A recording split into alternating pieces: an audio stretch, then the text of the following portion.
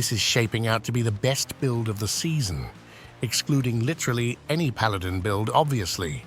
It zip-zippity-zip-zaps through tier 90s like there's no tomorrow, rips the uber bosses a new asshole, and it's capable of pushing well into the 3-digit pit numbers. It's Zaramos's Crackling energy build, and it's absolutely dominating the leaderboards. And in this one, we'll cover everything you need to get it online so you can start having some goddamn fun, even if you're too broke to afford the paladin. But first, make sure to drop Zaramos a sub. He's deserved it, and it's where you'll find all the top meta Sorc builds. Alright, so what's going on here? Where's the crack coming from? Most likely Colombia, but in this build in particular, our main Crackling energy producers are Ball Lightning and Teleport, meaning it plays similar to that of a Ball Lightning build, just way stronger. Okay, but why the hell do we even need Crackling energy in the first place? That's due to Isidora's overflowing cameo, because due to an error over at Blizzard, someone typed in a few additional zeros when buffing this bad boy. And now, it's beyond broken. For every rank in our shock skills, we gain 10% Crackling energy damage. Due to this, we're using shock skills only and stacking as many skill ranks as possible. In the endgame, you'll be able to get more than 100 skill ranks on your bars, and doing some quick maths that should amount to, yeah, exactly as I thought, a buttload of fucking damage. And on top of that, it also allows you to generate more charges and unleash them all at once for even more damage. Now here's the problem with Crackling energy. Its AoE is not fantastic. Is that a problem though? Nah. Due to the high damage output and the huge amounts of Crackling energies we're producing, along with using an aspect turning our Crackling energy into a wave, it's all good. You just spam your Ball Lightning and Teleport as much as possible, and you'll be good to go for just about any content. Okay, Mr. Big Dick Senpai, I'm sold on this build.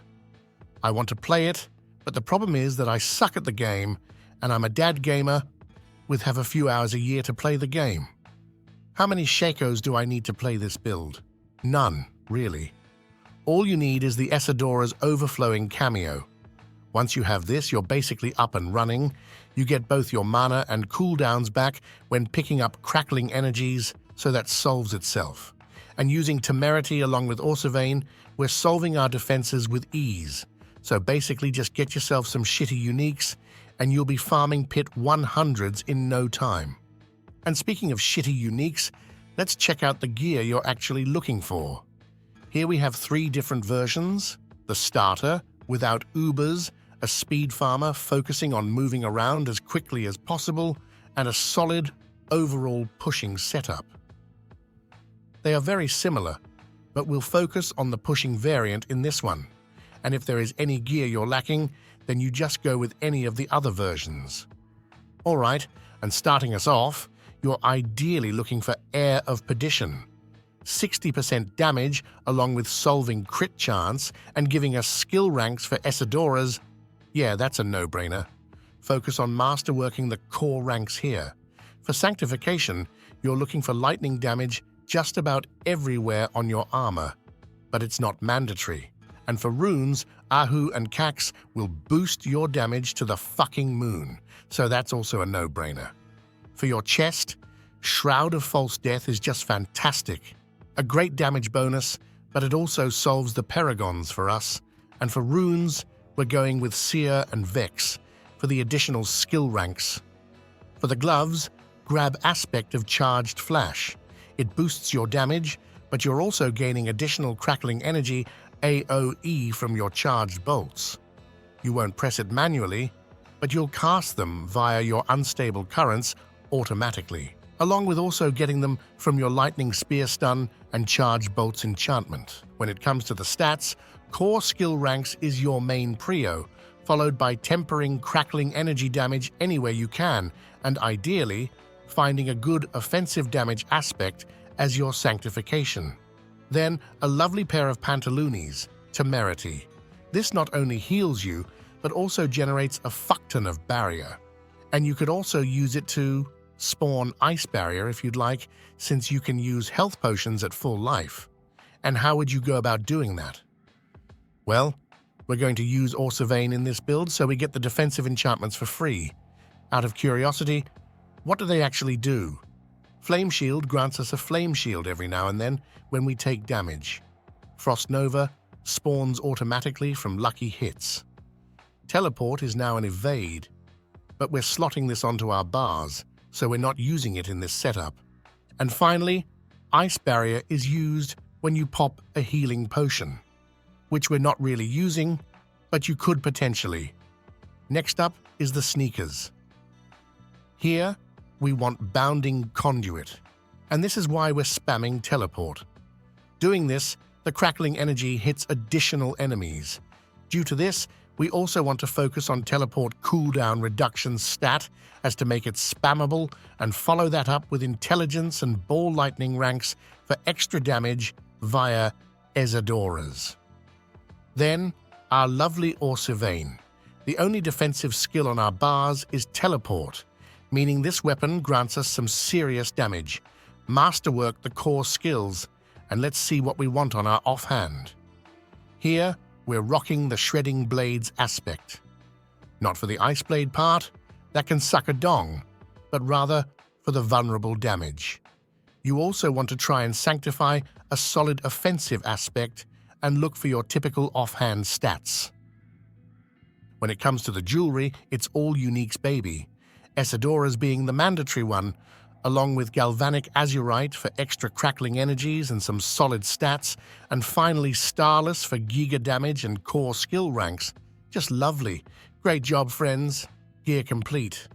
And just in time, seeing as it's already skill tree a fucking clock, and you know it, baby. Starting us off, we have Spark.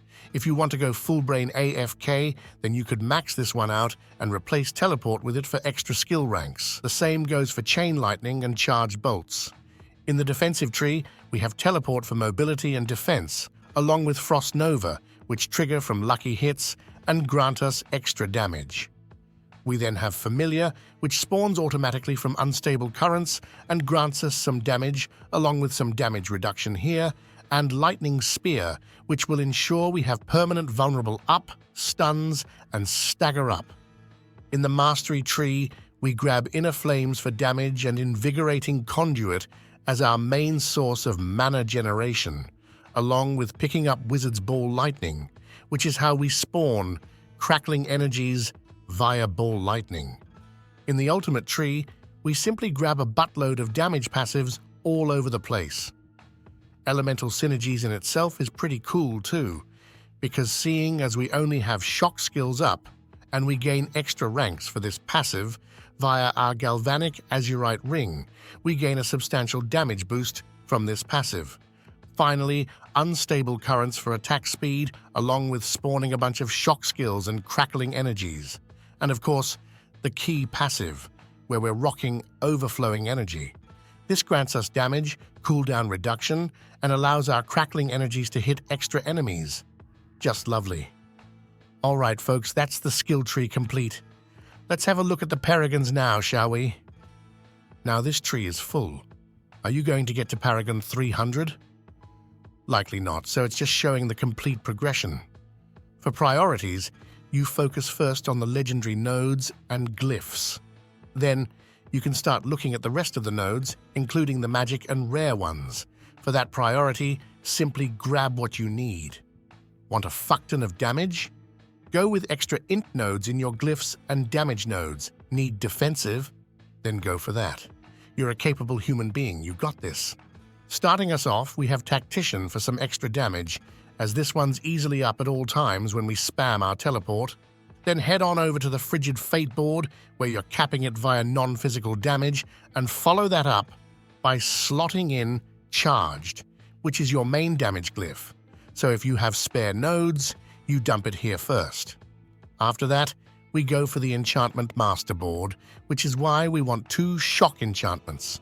In our case, we go for Lightning Spear and Charged Bolts.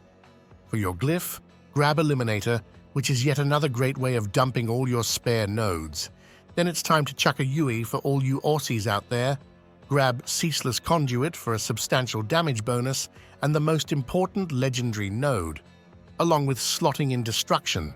which is yet another place of dumping spare nodes for large chunks of additive damage. And finally, the static surge board, where we slot in Elementalist for some lovely damage. Sweet, Paragon's done. Let's check out some goodies, and then we'll go get good after that.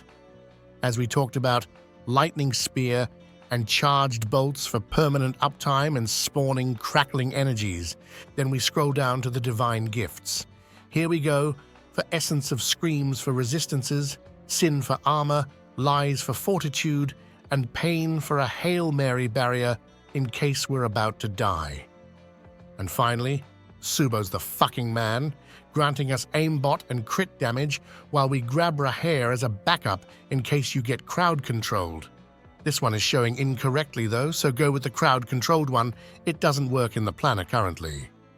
Alright, we're done with this shit. Time to get good and learn how to play the build. Fortunate for you bunch of brain-dead donkeys, it's easy peasy. You basically have 4 buttons. The first 3 being Lightning Spear, Unstable Currents, and Teleport. The former 2 you press when they're up, and the latter, yes, that's correct, you press when it's up as well. Alright, that's easy. What else do? You press Ball Lightning and try not to die. It's just that simple, folks. Now get out of here and play the game. But only after you've subbed to Zaramos. What a guy.